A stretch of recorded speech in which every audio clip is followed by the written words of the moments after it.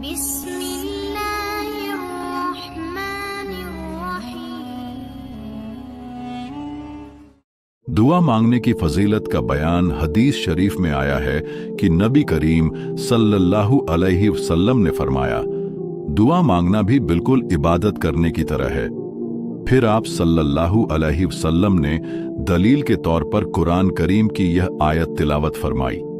اور تمہارے پروردگار نے فرمایا ہے، مجھ سے دعا مانگا کرو، میں تمہاری دعا قبول کروں گا۔ نہا جو لوگ تکبر کی وجہ سے میری عبادت سے منہ موڑتے ہیں، وہ ذلیل اور رسوا ہو کر ضرور ہی جہنم میں داخل ہوں گے۔ ایک اور حدیث میں آیا ہے کہ نبی کریم صلی اللہ علیہ وسلم نے فرمایا، تم میں سے جس شخص کے لیے دعا کا دروازہ کھول دیا گیا، یعنی دعا مانگنے کی توفیق دے دی، اس کے لیے رحمت کے دروازے کھول دیے گئے۔ اللہ پاک سے جو دعائیں مانگی جاتی ہیں، ان میں اللہ پاک کو سب سے ادھک پسند یہ ہے کہ اس سے دنیا اور آخرت میں اگن اور شانتی کی دعا مانگی جائے۔ اسی حدیث کی دوسری سند میں اس کے لیے جنت کے دروازے کھول دیے گئے آیا ہے، اور ایک دوسری سند میں اس کے لیے قبولیت تینوں شبدوں کا کے دروازے کھول دیے گئے آیا ہے، اور ارتھ ایک ہی ہے۔ ایک اور حدیث میں آیا ہے کہ نبی کریم صلی اللہ علیہ وسلم نے فرمایا، دعا کے علاوہ کوئی چیز تقدیر کے فیصلے کو رد نہیں کر سکتی، نیک عمل کے علاوہ کوئی وستو آیو کو بڑھا نہیں سکتی۔ ایک اور حدیث میں آیا ہے کہ نبی کریم صلی اللہ علیہ وسلم نے فرمایا، تقدیر کے فیصلے سے بچنے میں کوئی اپائے کام نہیں دیتا۔ ہاں،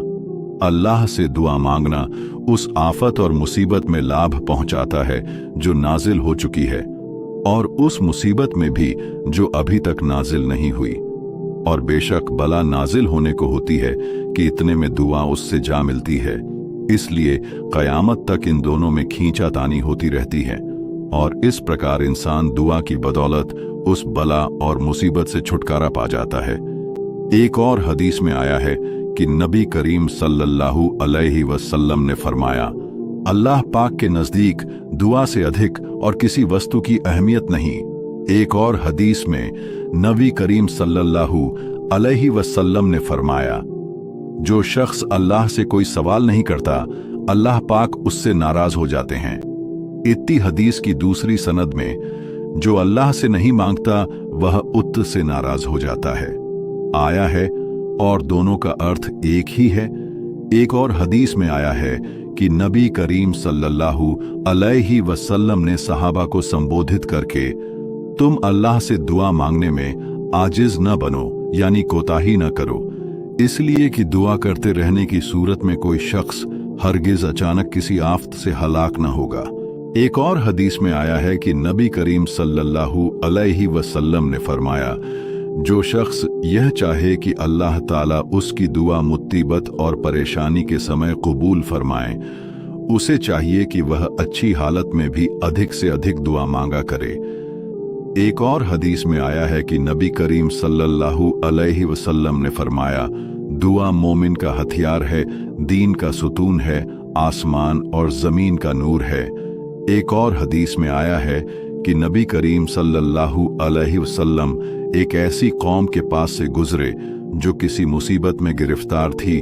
تو ان کی حالت کو دیکھ کر آپ نے فرمایا، ایسا معلوم ہوتا ہے کہ یہ لوگ اللہ پاک سے امن اور شانتی کی دعا نہیں مانگا کرتے تھے۔ ایک اور حدیث میں آیا ہے کہ نبی کریم صلی اللہ علیہ وسلم نے فرمایا، جو بھی مسلمان کچھ مانگنے کے لیے اللہ پاک کی اور اپنا منہ اٹھاتا ہے اور دعا مانگتا ہے، تو اللہ پاک اس کو وہ وستو اوشیہ دیتے ہیں، یا وہی وستو اس کو ترنت دے دیتے ہیں، یا اس کے واسطے دنیا اور آخرت میں اس کو جمع کر دیتے ہیں۔ یعنی دعا کے قبول ہونے کی 3 صورتیں ہوتی ہیں۔ اگر اللہ پاک اچت سمجھتا ہے تو اس کی مانگ پوری کر دیتا ہے، اگر ترنت پوری کرنا اچت نہیں سمجھتا تو دیر سے اچت سمے پر مانگ پوری کرتا ہے۔ 3، اگر ترنت اور دیر سے بھی نہیں پوری کرتا ہے तो उसका कोई अच्छा बदला दुनिया और आखिरत में दे देता है, लेकिन अल्लाह पाक से दुआ मांगने का बदला तो हर हाल में मिल ही जाता है। इसलिए कोई भी दुआ किसी भी हाल में रद्द नहीं की जाती।